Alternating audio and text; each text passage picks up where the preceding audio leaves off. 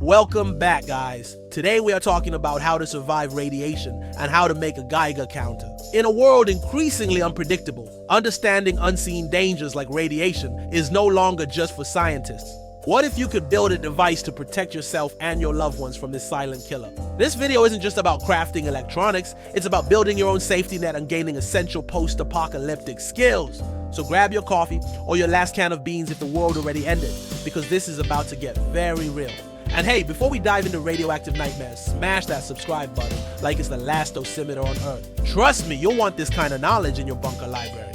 Imagine this. You step outside one morning, birds are chirping, sky is blue, and the air itself is killing you. That's radiation. No smell, no taste, no warning. Just invisible daggers shredding your DNA like it's a junk mail flyer. This isn't Hollywood exaggeration. Chernobyl, Fukushima, Hiroshima, even down winters in Nevada where government-approved picnics happen during nuclear tests. Spoiler, you don't want to be the potato salad guy at that BBQ. Radiation is everywhere, always. Cosmic rays from space, bananas on your kitchen counter, the smoke detector above your head.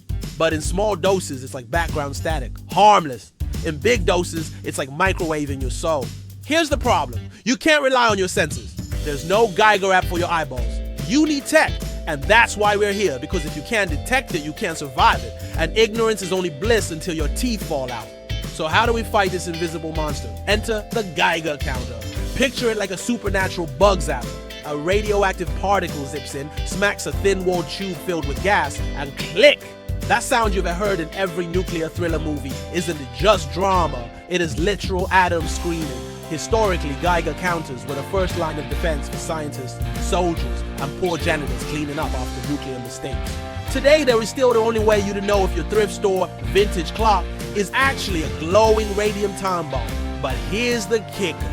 Commercial units can cost a few $100, and in a world where the economy collapses faster than your will to live during a power outage, that's not sustainable.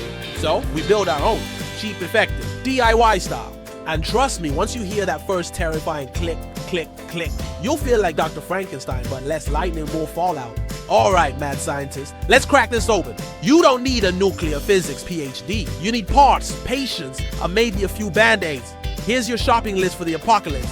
Geiger Miller tube, the heart. This is your atom catcher. High voltage circuit. Relax, it's not enough to kill you. Just enough to make you regret sloppy soldering. Microcontroller. An Arduino works. Think of it as the brain. Dumb, cheap, but reliable. Display or speaker, either numbers or clicks. Both equally horrifying. Casing, because duct tape and cardboard only impress raccoons. Now, building it. Wire the high voltage circuit to feed the tube. Carefully. If you shock yourself, congratulations. You just tested electricity instead of radiation. Hook the tube output to the microcontroller. That's your pulse counter. Code the microcontroller. It doesn't need to be smart, it's just count clicks, output number. Even a toaster could do it if it had USB. Connect your display or speaker. Now you've got a voice for the apocalypse. Tick, tick, tick. Visual gag. Put the device in a metal lunchbox. Hold it up dramatically.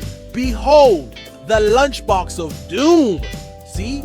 Not rocket science. Okay, technically it is nuclear science, but the kind you can do in your garage before dinner.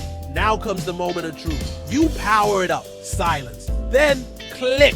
That's not the sound of failure. That's the sound of you becoming slightly more prepared than 99% of the population. Calibration? Easy. You don't need a glowing green rock from a comic book. Use safe, low-level sources. Old camping lantern mantles. Some vintage pottery glazes, smoke detectors. Disclaimer, don't go cracking open uranium mines in your backyard. Unless you want glowing chickens. Interpretation is simple. Clicks every now and then. Normal background, rapid fire machine gun clicks. Time to pack your bug out bag. Silence? Either you're in a lead coffin or your wiring sucks. Congrats! You've built your shield against the invisible. But don't get cocky. A Geiger counter is just a tool. You don't win a war with binoculars, but at least you see the enemy. So how do you use it? Keep it in your emergency kit, right next to water filters and that one can of beans you're saving for your last meal. Monitor your home if you live near sketchy industrial sites or ex-Soviet bunkers, or just use it at parties to freak people out. Hey Janet, your watch is screaming at me. Instant conversation, ender. Preparedness isn't paranoia, it's survival.